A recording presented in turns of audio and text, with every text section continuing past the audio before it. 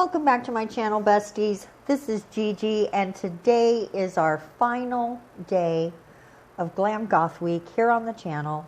We're going to do two cute nails for you today that are very cross inspired. So definitely get your big boots on, put your hair in whatever beautiful goth fashion you like, grab that black lipstick, and let's go ahead and do this. We are ombreing this first nail, and then the second nail we're just going to paint a solid red. I am going to spare you the second and third coats, and we're just going to go ahead and jump right into it by moving everything out of my way. And then I'm just going to do, you see I got a little cross here. I'm going to do a quick top coat, and we're going to sink that cross into that top coat and cure it. Then we're going to do some more stuff to it. But I'm going to use these little tweezers. We're going to pick it right up and put it the other direction. So this is definitely going to be an upside down cross. There's going to be no mistaking that this is a dark crucifix. It is not. You're not going to be able to fake your way through this one. So if you are worshiping the dark side, this nail is for you.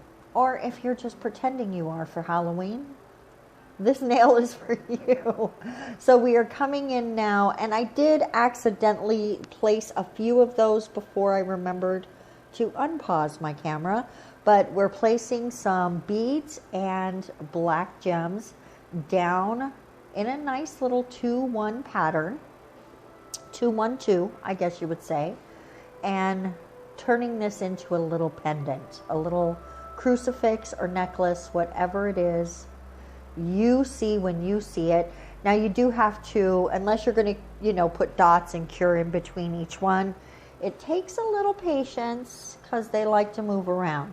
Especially as you move the nail, they just like to move around. So just be really patient, take your time, make sure everything's right, and then pop that bad boy in the lamp, and we are going to come in with some top coat.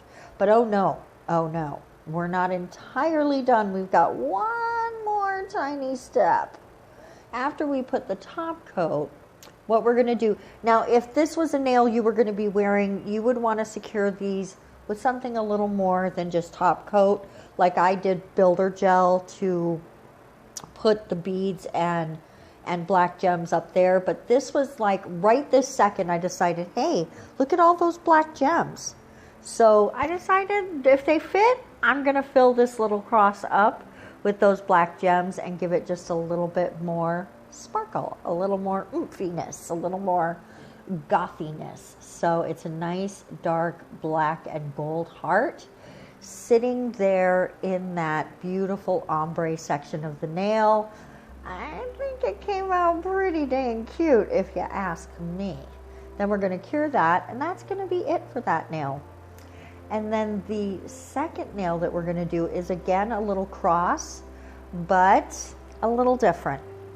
And I just want to say there are some things I would do a little differently if I were redoing this nail. First, I would have made absolute certain that I was straight on the line. The cross ended up being just a little wonky wavy, but it's okay. It came out okay. But I'm not mad at it, but I would have just figured out a way to make sure that, like, I think that maybe it happened when I was putting it in the lamp, and sometimes just I have the little flashlight. Thank you, Nail Sister, for sending me that.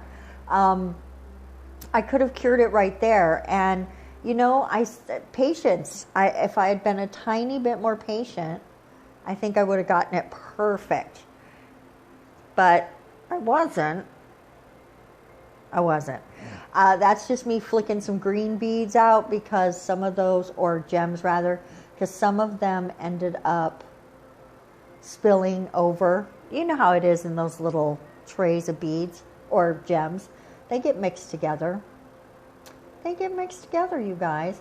Now we're just making the short arms on the cross.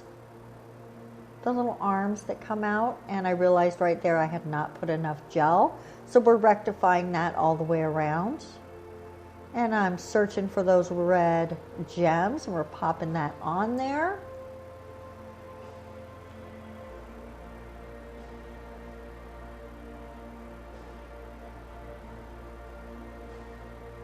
All right, now we're just gonna make sure everything's as straight as we can make it, which I clearly didn't really do.